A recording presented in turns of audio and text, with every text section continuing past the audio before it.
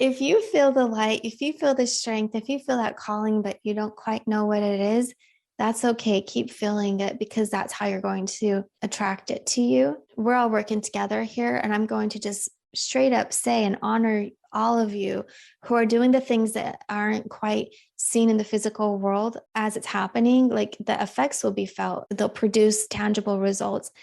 I'm talking about grid keepers, those working with the grids of the earth. I'm talking about, they're calling them timeline shifters, where you're going to find that you get called into sticky situations.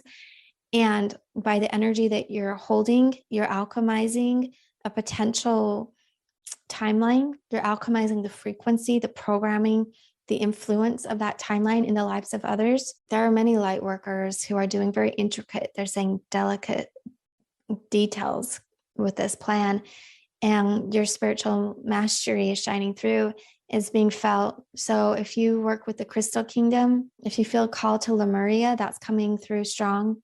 The dragons are here. The dragons are coming through strong. There's energies that have been dormant and quiet, waiting to be heard and felt and seen and recognized and honored. And we're ready. So if you're here listening, you're ready. It's all coming online is what I'm hearing.